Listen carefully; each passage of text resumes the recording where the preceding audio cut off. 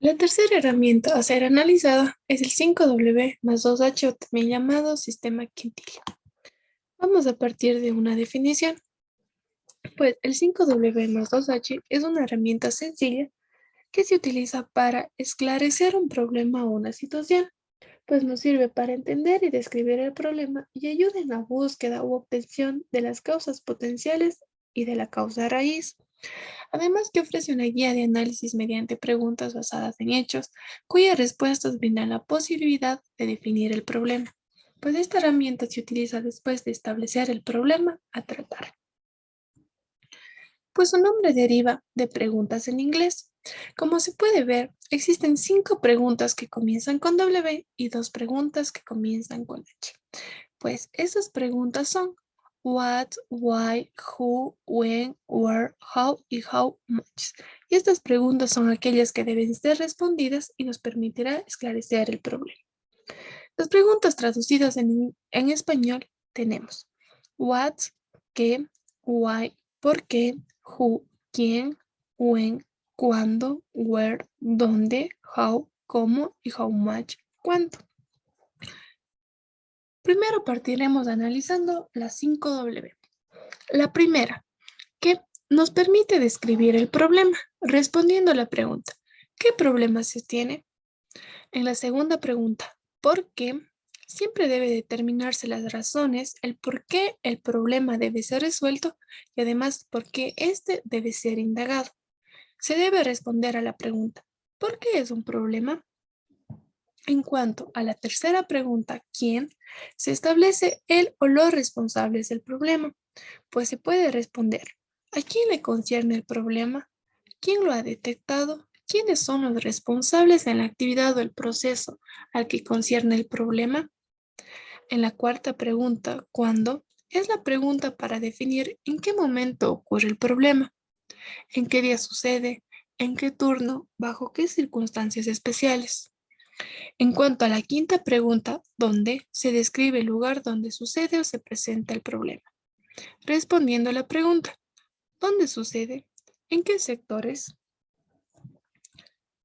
En las 2H, en la pregunta ¿cómo? Se detalla de forma concreta cómo o de qué manera se presenta el problema. Respondiendo a la pregunta, ¿cómo se desarrolla el problema en cuestión? En cuanto a la pregunta 2, ¿cuánto? Se detalla cuánta importancia tiene el problema o cuánto ha costado dicho problema.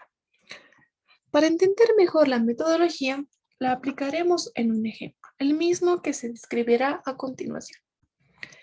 Pues en un proceso de fabricación de cerveza artesanal se ha detectado una alta acidez en el producto, lo que ha generado una gran cantidad de desperdicios. Respondiendo a las preguntas nos permitirá esclarecer el problema e indagar a mayor profundidad. Pues, ¿qué sucede? Que se está presentando una alta acidez en la cerveza. ¿Por qué es un problema? Porque la alta acidez es una cualidad indeseable en la cerveza, dando un sabor y un aroma desagradable.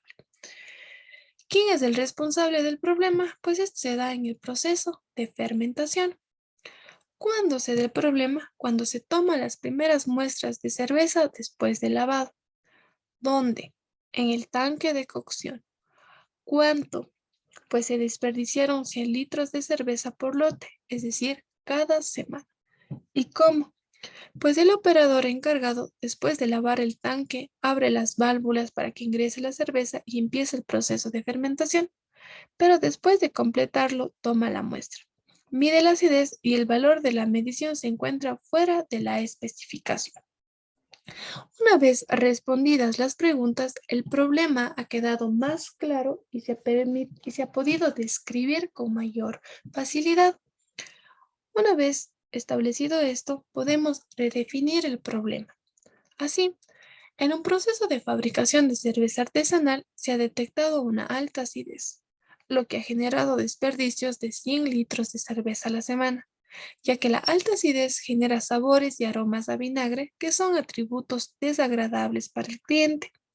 Dichos sabores se perciben después del proceso de fermentación, justo en el primer lote después de un lavado en el tanque de cocción, por lo que El operador tiene que tirar 100 litros de cerveza mientras se estabiliza la acidez.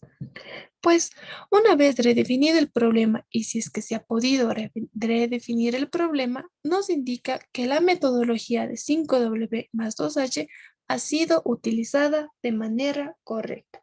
Y de esta manera podemos entender de mejor manera lo que está sucediendo y así poder dar una solución al problema. Muchas gracias.